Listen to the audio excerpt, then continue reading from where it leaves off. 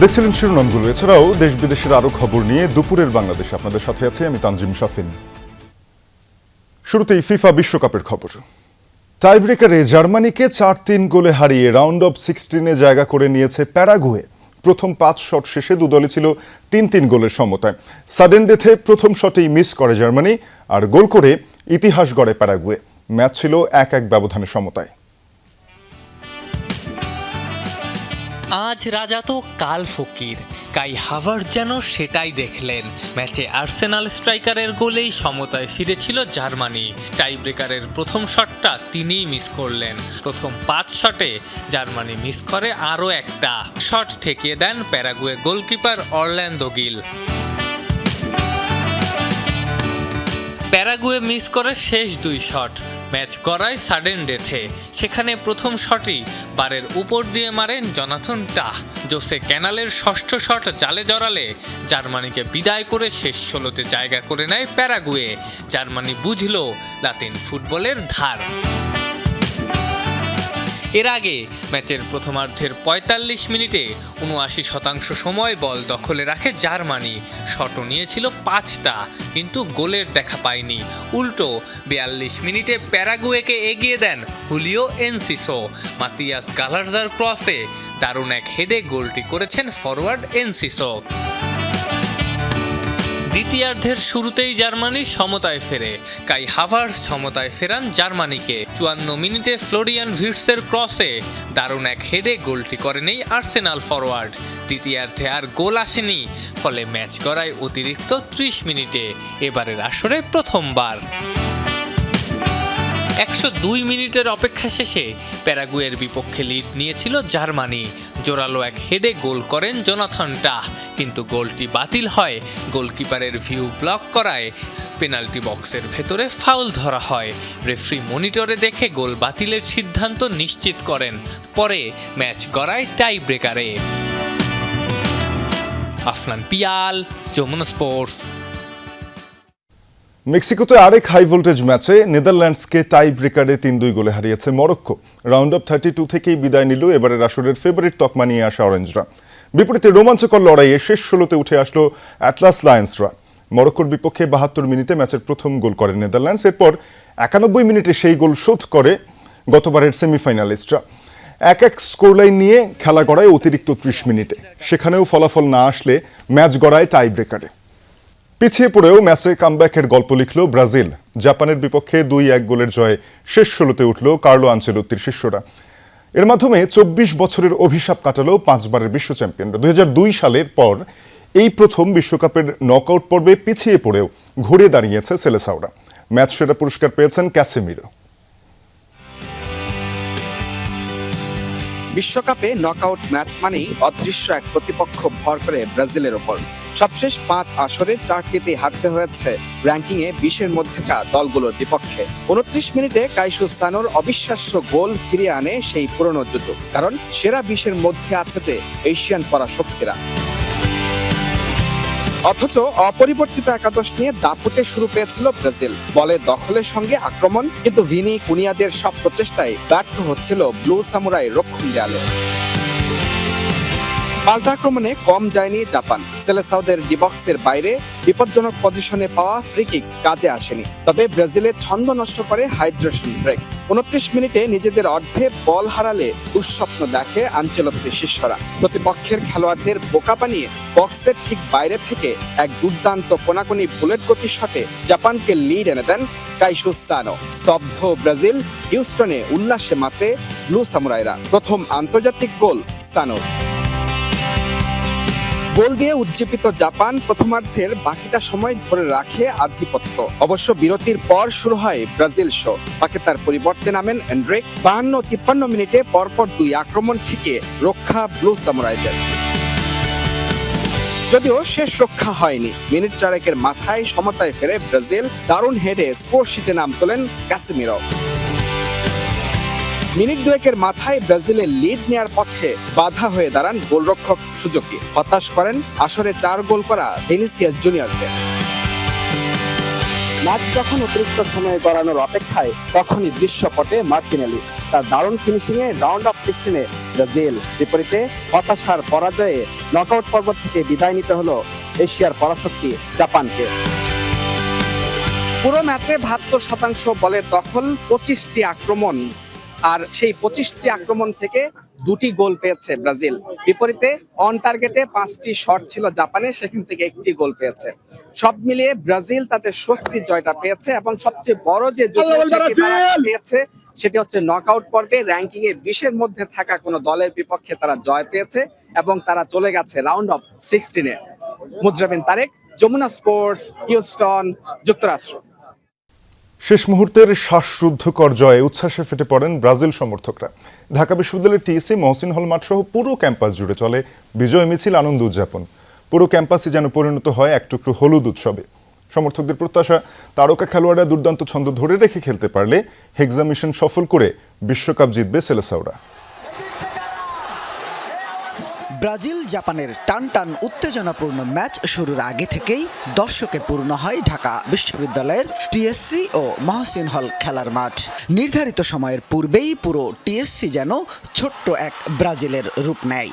উত্তেজনা আর হই হুল্লোড়ে ঢাকা পড়ে রাতের নীরবতা। সময় বাড়ার সাথে সাথে বাড়ে দর্শকদের হৃদস্পন্দনও। প্রথমার্ধে জাপান এগিয়ে গেলেও দ্বিতীয়ার্ধে ব্রাজিল সমতায় ফেরে ও শেষের বর্ধিত সময়ে দ্বিতীয় গোল করে জয় নিশ্চিত করে। এরপরই ব্রাজিল সমর্থকদের আনন্দ উল্লাসে মুখরিত হয়ে ওঠে পুরো টিএসসি চত্বর। আর শেষ বাঁশি বাজতেই আতশবাজি, পতাকা হাতে বিজয় মিছিল আর প্রিয় দলের জার্সিতে আনন্দ উদযাপন। আজকে খুব ভালো খেলেছে, তাই না? তো সেই অনুযায়ী আমরা ম্যাচটা আজকে অনেক উপভোগ করলাম আর লাস্ট মোমেন্টটা জিতলাম, সেটা অনেক আনন্দের। আর্জেন্টিনা যে একটা দল, এভাবে এক দল না, এই ব্রাজিলের বিপক্ষে সব দল মানে এক এক দলের সাথে মিক্স হয়ে যায়। হ্যাঁ, সমবেদনা জানাই হচ্ছে যারা হচ্ছে আজকে জাপানটিনা ছিল, মূলত আমাদের পাশে বসে ওরা জাপান করে। আজকের মতন খুশি ভাই আমি আমার বিয়ের দিন হইনি ভাই, এত খুশি ভাই, সেরা সেরা। শেষ দিকে যে ফিনিশটা দিয়েছে, জাপানের বিপক্ষে যে খেলাটা খেলেছে, এটাই আমাদের কাছে অনেক চাওয়া ছিল। ম্যাচ শেষে ঢাবির টিএসসি, রাজু ভাস্কর্য, অপরাজেয় বাংলা ও বিভিন্ন আবাসিক হলের সামনে জড়ো হন ব্রাজিল সমর্থক শিক্ষার্থীরা। সমর্থকদের বিশ্বাস, দলে তারকাদের ছন্দ আর আত্মবিশ্বাস ধরে রাখতে পারলে এবারের শিরোপা যাবে ব্রাজিলের ঘরে। এবার আমি সম্পূর্ণরূপে আশাবাদী। আমাদের বেশ ভালো টিম নিয়ে আমরা নেমেছি এবং হয়তো ধীরে ধীরে প্রত্যেকটা ম্যাচ আমাদের জন্য এক একটা এক্সপিরিয়েন্স এবং আমরা এবার হেক্সা জয় করব। শেষ মুহূর্তে গোল দিয়ে বিজয় উদযাপন করার জন্য ব্রাজিল টিমকে অনেক অনেক ধন্যবাদ। ইনশাআল্লাহ এবার মিশন হেক্সা হবে। ব্রাজিল দ্বিতীয়ার্ধে অসাধারণ খেলছে এবং এটাই ব্রাজিলের খেলা। ব্রাজিল মানেই নান্দনিক ফুটবল, ব্রাজিল মানেই অসাধ্যকে সাধন করা। হেক্সা মিশনের পথে ব্রাজিলের এই জয় যেন নতুন করে স্বপ্ন দেখাচ্ছে কোটি কোটি সমর্থককে। তাদের বিশ্বাস এবারই স্বপ্ন পূরণ করবে প্রিয় দল ব্রাজিল। শামীম রেজা, যমুনা নিউজ, ঢাকা। এবার জাতীয় প্রসঙ্গ। আজ সংসদে অনুমোদন হবে 2026-27 অর্থ বছরের বাজেট। বহাল থাকছে 9,38,000 কোটি টাকার প্রস্তাবিত আকার। তবে প্রধানমন্ত্রীর সুপারিশের পর 2 বছরের জন্য করমুক্ত আয়সীমা হচ্ছে 4 লাখ টাকা। করের আওতার বাইরে থাকছেন কাঁচাবাজারের ক্ষুদ্র ব্যবসায়ী এবং মুদি দোকানদাররা।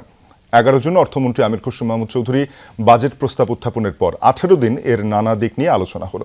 গত সোমবার অনুমোদনের পেয়েছে নতুন অর্থ বছরের অর্থ বিল। সেখানে পুঁজিবাজারের শুল্ক কাঠামোতে পরিবর্তন আনা হয়েছে বড় রকমের। কর ছাড় দেয়া হয়েছে কোম্পানি লেনদেনে।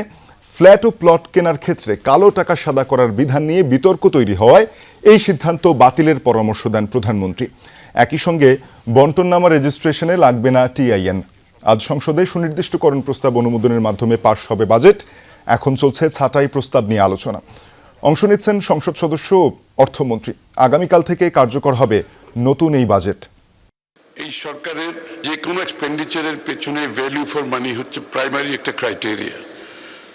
এছাড়া সরকারের নির্বাচন ইশতেহারের সাথে মিল রেখে সরকারি ব্যয় ও প্রকল্প ব্যয়ের পারফরমেন্স অডিট বাস্তবায়নের মাধ্যমে সরকারি ব্যয়ের জবাবদিহিতা বৃদ্ধি করার জন্য এই বাজেট প্রদান করা হয়েছে। জুলাই আন্দোলনে কুষ্টিয়াতে ইউসুফ শেখ, উসামা, সুরুজ আলী, বাবু সহ 6 জনকে হত্যায় মানবতাবিরোধী অপরাধে জাসদ নেতা হাসানুল হক ইনুর মামলার রায় আজ। গণভবনে শেখ হাসিনার সাথে বৈঠক করে হত্যাকাণ্ডে সহযোগিতা, উস্কানি সহ 8টি অভিযোগ রয়েছে তার বিরুদ্ধে। আন্তর্জাতিক অপরাধ ট্রাইব্যুনাল 2 এই রায় ঘোষণা করবেন।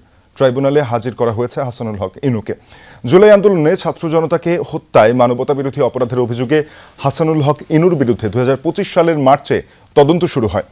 একই বছর 25 সেপ্টেম্বর দাখিল করা হয় তদন্ত প্রতিবেদন। পরে 30 নভেম্বর তার বিরুদ্ধে অভিযোগ গঠন করে বিচার শুরু করা হয়। বিচার চলাকালে এ মামলায় শহীদ পরিবার, প্রত্যক্ষদর্শী ও তদন্তকারী কর্মকর্তা সহ 10 জন সাক্ষ্য দেন। গত 13 মে শেষ হয় এ মামলার বিচার কার্যক্রম। প্রসিকিউশনের পক্ষ থেকে হাসানুল হক ইনুর সর্বোচ্চ শাস্তি চেয়েছেন, তবে তার আইনজীবী খালাস চেয়েছেন অভিযোগ থেকে। এদিকে জুলাই গণঅভ্যুত্থানে চট্টগ্রামে ওয়াসিম সহ 6 জনকে হত্যার ঘটনায় মানবতাবিরোধী অপরাধের মামলায় সাবেক পররাষ্ট্রমন্ত্রী ডক্টর হাসান মাহমুদ, সাবেক মন্ত্রী নওফেল সহ এবিএম ফজলে করিম চৌধুরী সহ 22 জনের বিরুদ্ধে অভিযোগ গঠন করে বিচার শুরুর আদেশ দিয়েছেন ট্রাইব্যুনাল।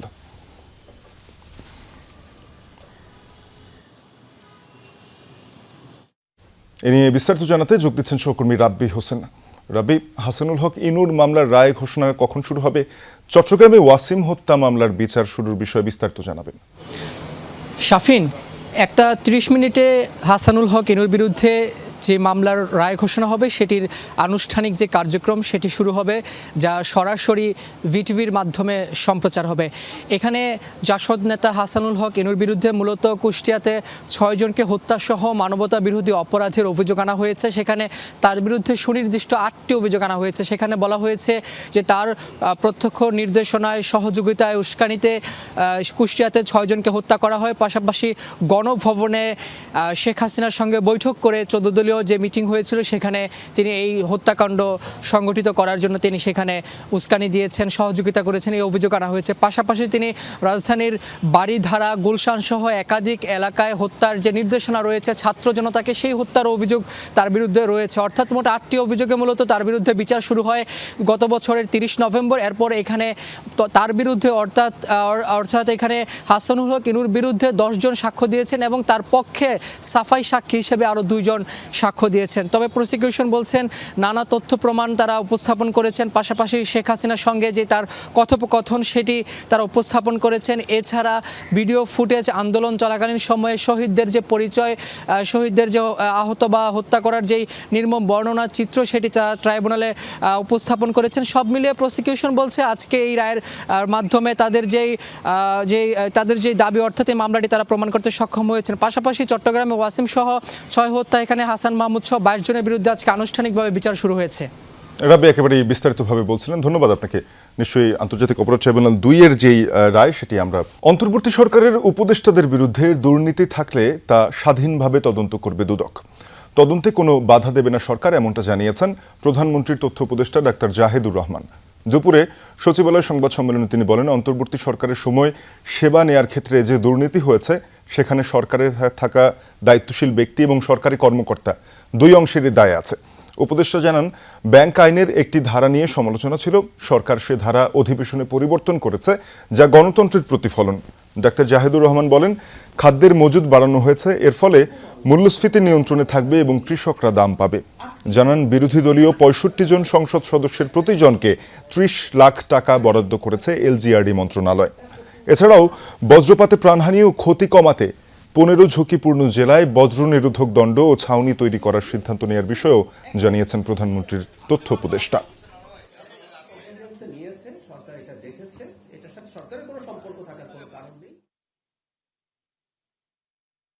এমনকি কোনো উপদেষ্টার বিরুদ্ধে এক ধরনের সুনির্দিষ্ট অভিযোগ তখন ছিল, দুদক তখন কিছু কাজ করার চেষ্টা করেছিল।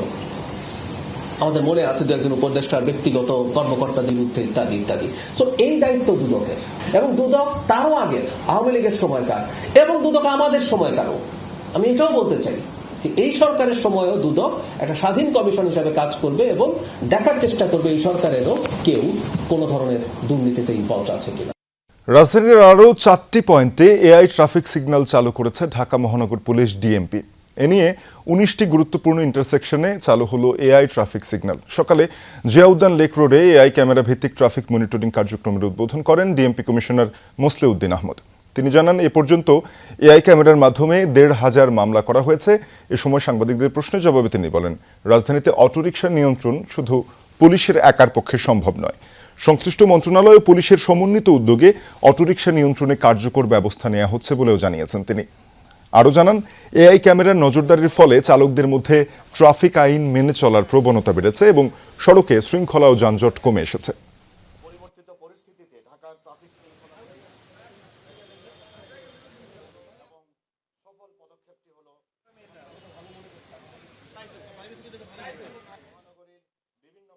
কুমিল্লায় ছুরিকাঘাতে এক পুলিশ সদস্যকে আহত করেছে দুর্বৃত্তরা। গতরাতে নগরীর থিরাপুকুরপাড় এলাকায় এই ঘটনা ঘটে। আহত পুলিশ সদস্য মোহাম্মদ শরীফ, তিনি কোতোয়ালি মডেল থানায় এএসআই পদে কর্মরত আছেন। পুলিশ জানায়, গতরাতে ডিউটি চলাকালে বিশ্বকাপ ফুটবল দেখার সময় একদল যুবক আতশবাজি ফাটিয়ে বিশৃঙ্খলার সৃষ্টি করেছিল। এ সময় কর্তব্যরত পুলিশ তাদের থামাতে গেলে ভিড়ের ভেতর থেকে শরীফের পিঠে ছুরিকাঘাত করা হয়। পরে তাকে উদ্ধার করে জেনারেল হাসপাতালে চিকিৎসা দেওয়া হয়। পুলিশ আরও জানায়, এ ঘটনায় আইনগত ব্যবস্থা প্রক্রিয়া চলমান। ঋণখেলাপি হওয়ায় চট্টগ্রাম ৪ আসনে বেসরকারিভাবে জয়ী বিএনপির আসলাম চৌধুরীর প্রার্থিতা বাতিল করেছেন আপিল বিভাগ। এর ফলে এমপি হিসেবে তিনি আর শপথ নিতে পারবেন না। এই রায়কে মাইলফলক উল্লেখ করেছেন জামায়াতের প্রার্থী আনোয়ার সিদ্দিকীর আইনজীবী শিশির মনির। এই আসনে নতুন করে নির্বাচন হলে তাতে আসলাম চৌধুরীর অংশগ্রহণে বাধা নেই বলে জানান অ্যাটর্নি জেনারেল রুহুল কুদ্দুস কাজল।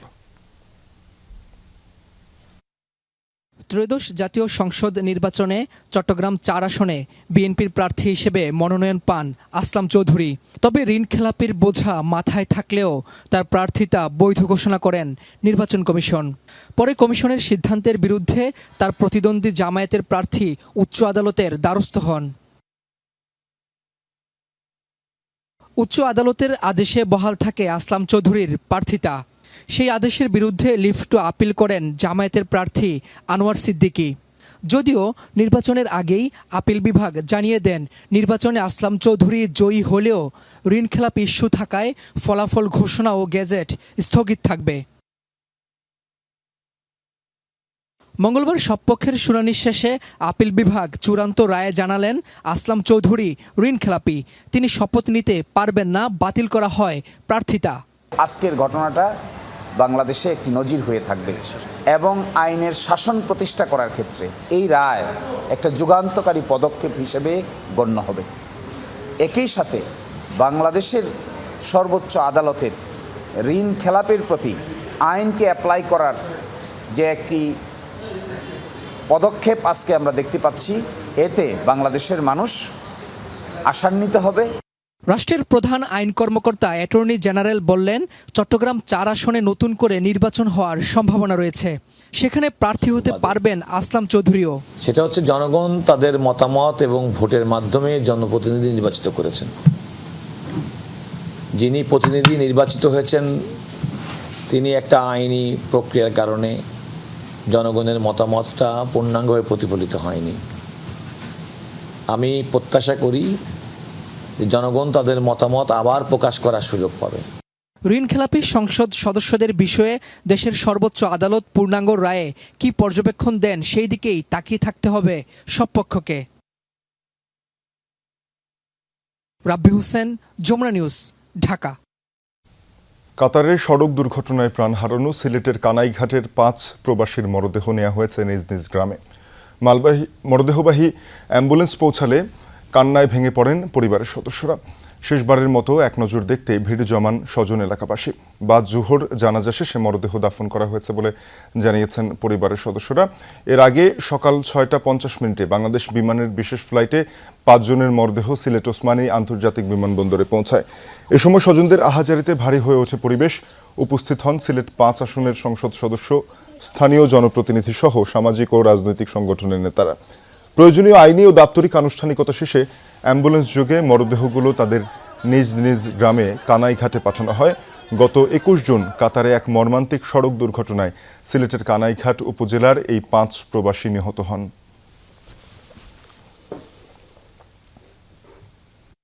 দোয়াও চাই যে তারা যেন আমাদের সবাইকে দোয়া করে, আমার ভাইদেরকে আল্লাহ যেন জান্নাত নসিব দান করেন। পরিবারের অবস্থা মনে করো সে নিজে রুজি করে মনে করো চলে, ওই রকম অবস্থা না করলে আর পরিবার চলতো না, ওই রকম অবস্থা। আর কেউ নাই, বাবা বয়স্ক, মানে সে নিজে রুজি করে তাহলে পরিবার চলতো। কোনো কিছু নাই। এখন যে সরকার হয়েছে কিছু সাহায্য সহায়তা করে দেশের এলাকার মানুষে, সে মানুষটাও বাচ্চা কাচ্চা বাঁচিবা, তারা একটা উচিলা হইব। সিলেটের কানাইঘাটে কাতার প্রবাসী 5 জনের মরদেহ আনা হয়েছে, দাফনের প্রস্তুতি চলছে। সেখানে আছেন সহকর্মী মাহবুবুর রহমান রিপন, তার সঙ্গে যুক্ত হচ্ছে। রিপন, নিহতদের স্বজন এলাকাবাসী কি বলছেন, দাফনের প্রস্তুতি সম্পর্কেও জানাবেন। শাফিন, আপনার শেষ প্রশ্নের দিদি, এই মুহূর্তে মরদেহগুলো 5টি মরদেহ আনা হয়েছে গাছবাড়ি মাজাহিদুল উলুম কওমি মাদ্রাসা মাঠে। এই মাঠেই জোহরের নামাজের জন্য সবাই প্রস্তুতি নিচ্ছে। জোহরের নামাজ চলছে এই মুহূর্তে। জোহরের নামাজ শেষে এখানেই তাদেরকে তাদের জানাজা অনুষ্ঠিত হবে এবং জানাজার আগে স্বজন এবং গ্রামবাসীরা শেষবারের মতো তাদের প্রিয়জনকে দেখে নিচ্ছেন। এই সুযোগটি দেওয়া হয়েছে। তারা এই দিক দিয়ে গিয়ে 5টি মরদেহ তারা দেখে নেবেন। তাদের দীর্ঘদিনের স্বজন গ্রামবাসী সবাই আসলে ভিড় করছেন শেষবারের মতো এই অন্তিম যাত্রায় তাদেরকে দেখার জন্য। এর আগে যেটা বলছিলেন আপনি যে গ্রামের মানুষ, আমরা সকাল থেকে ছিলাম এখানে, মরদেহগুলো যখন গ্রামে প্রবেশ করছিল একটি শোকাবহ পরিবেশ তৈরি হয়েছিল গ্রামে। যদিও 21 জুন তারা মারা গিয়েছে, তারপর থেকে গ্রামের মানুষের মধ্যে একটি শোক পরিস্থিতি বিরাজ করছে। আজ যেহেতু মরদেহগুলো গ্রামে এসেছে, আজকে পুরো গ্রামের বাতাস ভারী হয়ে উঠেছে। সেই সাথে পরিবারের আত্মীয় স্বজনরা যেটা বলছিলেন যে এই যে পরিবারগুলো রয়েছে সেগুলো আসলে নিতান্তই, আপনি জানেন যে মধ্যপ্রাচ্যে যারা যায় তারা মূলত নিম্নবিত্তের মানুষ হয়ে থাকে, ধার দেনা করে তারা মধ্যপ্রাচ্যে যায়। সেখানে যদি এরকম দুর্ঘটনা ঘটে লাশ হয়ে দেশে ফিরে, তাহলে এই পরিবারগুলোর আসলে আর কিছু করার থাকে না। আমরা যে সকল পরিবারগুলোতে গিয়েছি প্রত্যেকেরই সন্তান রয়েছে ও কারো কারো বৃদ্ধ মা বাবা রয়েছেন, একমাত্র পরিবারের একমাত্র উপার্জনক্ষম ব্যক্তি। সে কারণে অনেকটা হতাশায় ভুগছেন, বিশেষ করে গ্রামের মানুষজন বলছেন সরকার সহায়তা না করলে এই পরিবারগুলো আর উঠে দাঁড়াতে পারবে না। শাফিন, এবং 5টি পরিবারের একেবারে মুখ থুবড়ে পড়েন আমরা দেখছিলাম শেষ মুহূর্তের সেই কার্যক্রম। রিপন, আপনাকে ধন্যবাদ।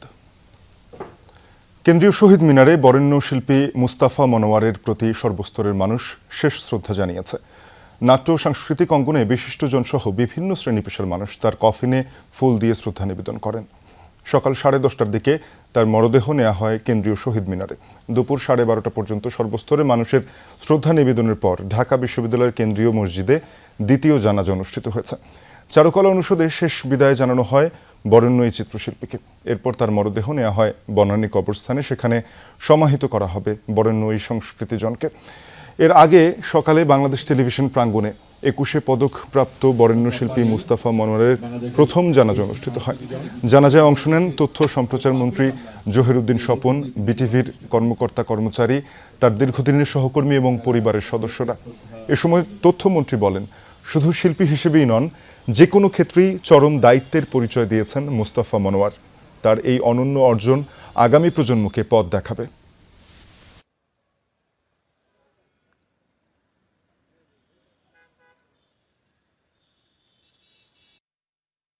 এই বিশাল জনগোষ্ঠীর মধ্যে যখনই আমরা কোনো প্রতিভাবান মানুষকে পাই, তখনই সমাজে তার আলো ছড়ানোর যে ক্ষমতা, তাকে সমাজ এবং রাষ্ট্রের সম্পদ হিসেবেই গণ্য করা উচিত এবং মৃত্যুর পরে ওই ধরনের মানুষের কর্মকে প্রচারের দায়িত্ব রাষ্ট্রের এবং সরকারের থাকা উচিত।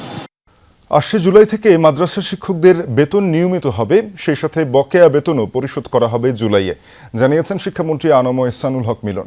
সকালে রাজধানীর আন্তর্জাতিক মাতৃভাষা ইনস্টিটিউটে আরবি ইসলামী বিশ্ববিদ্যালয়ের অধিভুক্ত ফাজিল ও কামিল স্তরের শ্রেষ্ঠ প্রতিষ্ঠান ও কৃতি শিক্ষার্থীদের পুরস্কার বিতরণ অনুষ্ঠানে এই কথা বলেন শিক্ষামন্ত্রী। মন্ত্রী জানান, ইসলামী শিক্ষায় যারা পড়াশোনা করছেন তাদের দলমতের ঊর্ধ্বে উঠে জীবনযাপন করতে হবে।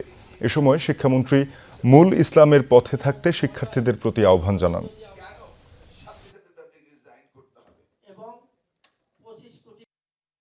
মাদ্রাসা ইসলামিক এডুকেশন, সেটাকে আমরা কখনো কোনো দল মত গোত্র, ইসলাম কি কোনো দল মতের?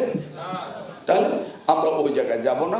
আমরা ইসলামিক শিক্ষাকে আমরা সবচেয়ে বেশি গুরুত্ব দেব।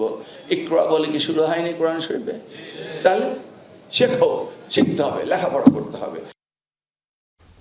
কুমিল্লা শিক্ষা বোর্ডের অধীনে 8টি কলেজে এবার একজনও নেই এইচএসসি পরীক্ষার্থী। ফলে প্রশ্ন উঠেছে এসব শিক্ষা প্রতিষ্ঠানের শিক্ষা কার্যক্রম কি নিয়ে। শিক্ষাবিদরা বলছেন অস্তিত্ব সংকটে থাকা এসব নাম সর্বস্ব শিক্ষা প্রতিষ্ঠান তদন্ত সাপেক্ষে বন্ধ করা উচিত।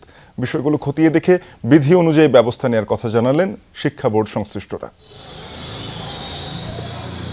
হঠাৎ দেখলে যে কেউ মনে করবে এটি একটি পরিত্যক্ত গোডাউন, কিন্তু এটি বরুড়া উপজেলার বেগম জহিরা মহিলা কলেজ। 2000 সালে প্রতিষ্ঠার পর এবারই প্রথম কলেজটি থেকে এইচএসসি পরীক্ষায় অংশ নিচ্ছে না কেউই, অথচ কাগজে কলমে শিক্ষক শিক্ষার্থী সবই আছে। স্থানীয়রা বলছেন মাঝে মধ্যে 2-1 শিক্ষার্থীকেও দেখা যায়। শিক্ষক কর্মচারীদের বেতন ভাতা না থাকায় এমন অবস্থা জানান অফিস সহকারী। ছোট থেকে দেখতেছি মাঝে মধ্যে স্টুডেন্ট আসে, বিগত অনেকদিন ধরে এটা অনেক বন্ধ। যখন কারিগরি ছিল 1-2 বছর চলছিল, এরপর কারিগরি ওই দিকে নেওয়ার পরে বন্ধতে আছে। আমরা শিক্ষক কর্মচারীরা কোনো বেতন ভাতা আমরা পাই না, ঠিক আছে। যার ধরনের শিক্ষকরাও আসে না, কর্মচারীরাও মানে যায় না, এই অবস্থা।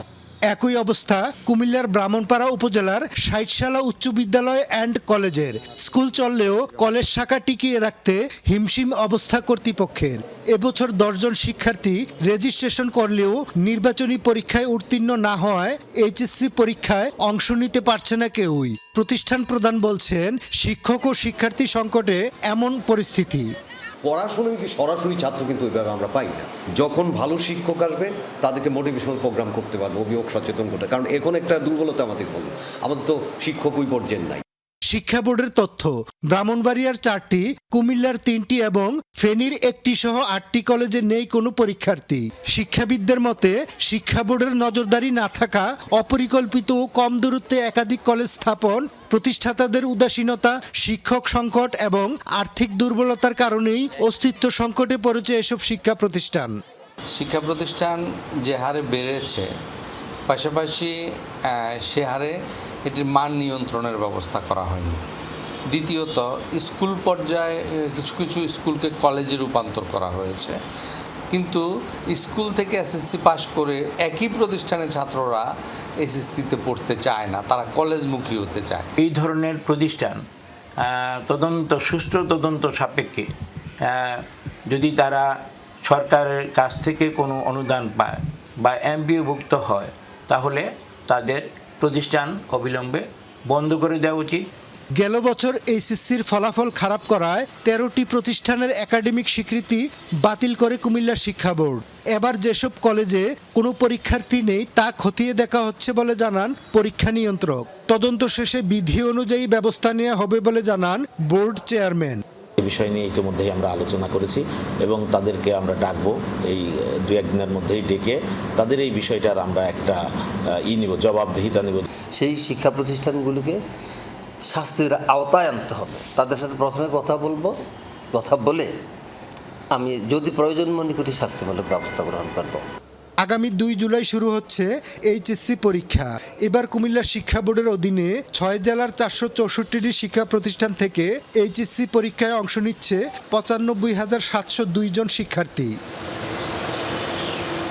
খোকন চৌধুরী, যমুনা নিউজ, কুমিল্লা। উত্তরে নদ নদীর পানি কিছুটা কমলেও কুড়িগ্রামের নিম্নাঞ্চলের বিস্তীর্ণ এলাকা এখনও তলিয়ে আছে। তবে লালমনিরহাট ও রংপুরে তিস্তা তীরবর্তী বেশ কিছু নিচু এলাকা থেকে বানের জল নেমে গেছে। কুড়িগ্রামের নাগেশ্বরী ও ভুরুঙ্গামারী উপজেলায় প্রায় 20,000 মানুষের দিন কাটছে পানিবন্দী অবস্থায়। গ্রামীণ সড়ক তলিয়ে যাওয়ায় বাড়িঘরে পানি ঢোকায় ভোগান্তিতে পড়েছেন বাসিন্দারা। দুধকুমার নদের পানিতে প্লাবিত হয়েছে রৌমারী সদরের নিম্নাঞ্চলের কিছু এলাকাও। কৃষি বিভাগের হিসেবে 2 উপজেলায় 2 শতাধিক হেক্টর ফসলি জমি তলিয়ে আছে বানের জলে। পানি উন্নয়ন বোর্ড বলছে দুধকুমার নদের পানি কিছুটা কমলেও সোনাহাট রেল সেতু পয়েন্টে এখনও তা বিপদসীমার উপর দিয়ে প্রবাহিত হচ্ছে। প্লাবনের পাশাপাশি বেড়েছে নদী ভাঙনের তীব্রতাও।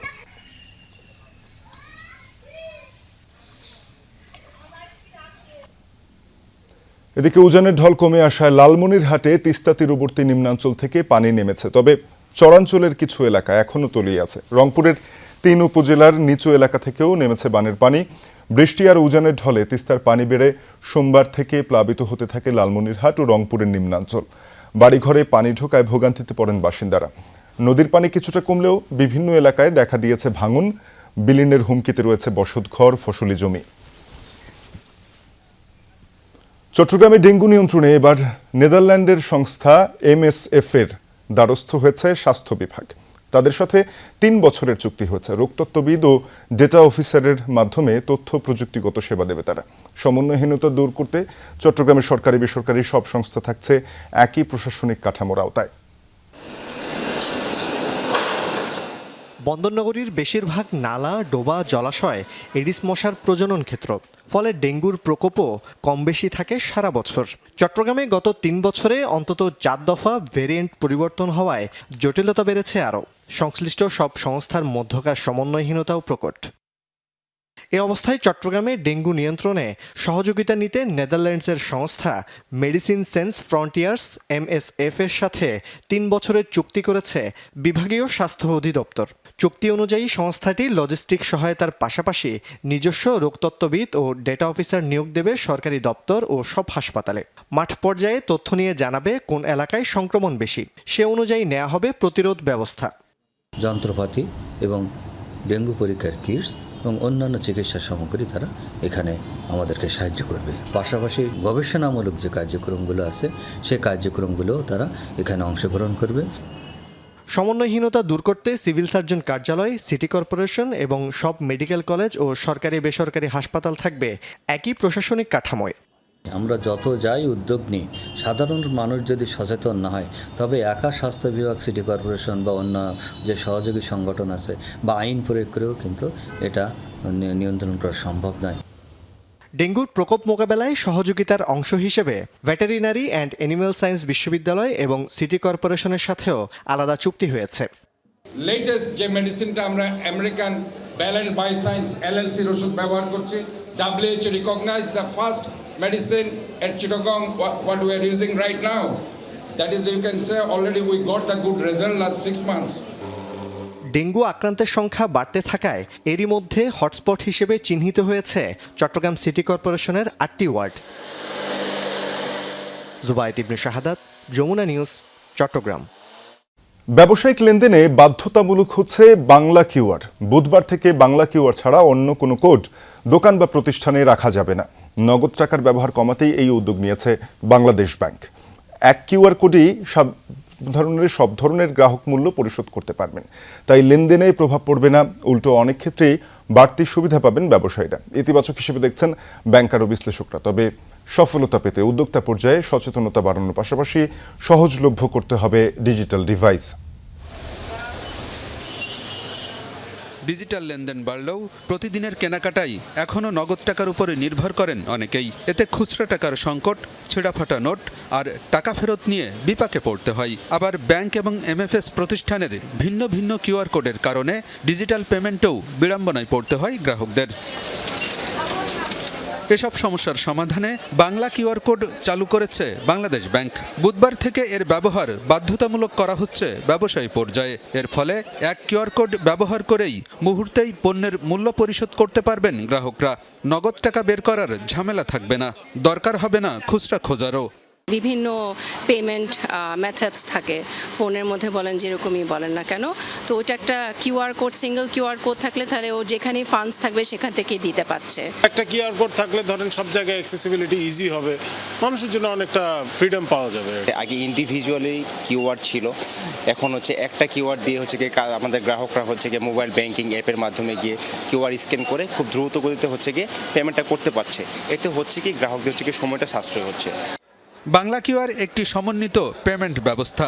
এর মাধ্যমে ব্যাংক, মোবাইল ব্যাংকিং সহ অনুমোদিত সব পেমেন্ট সেবার গ্রাহকরা মূল্য পরিশোধ করতে পারবেন। নগদ টাকার লেনদেন কমিয়ে আনতে বিভিন্ন মন্ত্রণালয় এবং প্রতিষ্ঠানের সাথে সমন্বয় করে কাজ করছে বাংলাদেশ ব্যাংক। যত মার্চেন্ট অনবোর্ড করা হয়েছে কিউআর পেমেন্টের জন্য তাদের কাছে শুধুমাত্র বাংলা কিউআর থাকবে, তাদের ব্যবসায়িক কোনো ক্ষতি হবে না। এমএফএসদের কোনো আশঙ্কিত হওয়ার কোনো কারণ নেই যে তাদের ব্যবসা কি কমে যাচ্ছে কিনা, তাদের ব্যবসা কমবে না, কিন্তু কমফোর্ট সৃষ্টি হবে গ্রাহকদের ক্ষেত্রে যে কোনো গ্রাহকই ক্যাশবিহীন একটা ট্রানজ্যাকশন করার সুযোগ থাকবে।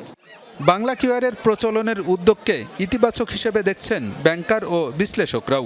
এটি ক্যাশলেস লেনদেনে নতুন যুগের সূচনা করবে বলেও আশাবাদী তারা। তবে এজন্য ব্যবসায়ীদের মধ্যে সচেতনতা গড়ে তুলতে হবে। কমিশনের পরিমাণ কমিয়ে এনে শুরুতে কিছুটা প্রণোদনা দেয়া যায় কিনা তাও ভেবে দেখার পরামর্শ তাদের। সরকার যেটা করতে যাচ্ছে definitely is very very forward looking, এটা দরকার আছে, কারণ আমাদের যে ক্যাশলেস সোসাইটি চাই এটা ছাড়া সম্ভব না। তো একটা হচ্ছে আপনার digital device is very important, number 2 হচ্ছে আপনার ট্রান্সপারেন্সি, আপনার এই যে ফিজগুলো আসলে ফ্রি করা যায় কিনা। End of the day merchant কিন্তু প্রমোট ইউ, মার্চেন্ট বলে আপনি এইভাবে দেখেন, তাই না। আরেকটা হচ্ছে যে সবচেয়ে বড় যেটা অ্যাওয়ারনেস বিল্ড আপটা করা। 64% মার্চেন্ট জানে না যে এই কিউআরটা ব্যবহার করলে তার কি লাভ হবে। একটা ডিজিটাল অ্যাকাউন্টিং হচ্ছে, ব্যাংকের কাছে তার গ্রহণযোগ্যতা বাড়ছে, তার ঋণ গ্রহণের ক্ষমতা বাড়ছে। এই জিনিসগুলো ভালোভাবে তাকে প্রচার করতে হবে এবং নগদ টাকা ব্যবহার থেকে দূরে আসলে তার তো রিস্ক ঝুঁকি কমে যাচ্ছে অনেক ক্ষেত্রেই এবং তার বিক্রিও বাড়বে। 28% থেকে বাড়িয়ে 1 বছরের মধ্যে ক্যাশলেস লেনদেন 60% উন্নীত করতে চায় বাংলাদেশ ব্যাংক। এজন্য ব্যক্তি পর্যায়ের লেনদেনেও বাংলা কিউআর ব্যবহারের পরামর্শ বিশ্লেষকদের। আলমগীর হোসেন, যমুনা নিউজ, ঢাকা। প্রায় 8 কোটি টাকা ব্যয়ে নির্মিত হয়েছিল পানি শোধনাগার ও পাইপলাইন, কিন্তু 2021 সালে প্রকল্প বাস্তবায়নের কয়েকদিনের মধ্যেই তা বন্ধ হয়ে যায়, যা আর চালু হয়নি। সে সময় থেকে বিশুদ্ধ সুপেয় পানি বঞ্চিত পাবনার সাঁথিয়া পৌরবাসী। সংশ্লিষ্ট দপ্তর ও পৌর কর্তৃপক্ষের দিকেই তাদের অভিযোগের তীর। পাবনার সাঁথিয়া পৌরসভা, যেখানে কমপক্ষে 65,000 মানুষের বসবাস। দীর্ঘদিন তারা ভুগছেন সুপেয় পানির সংকটে।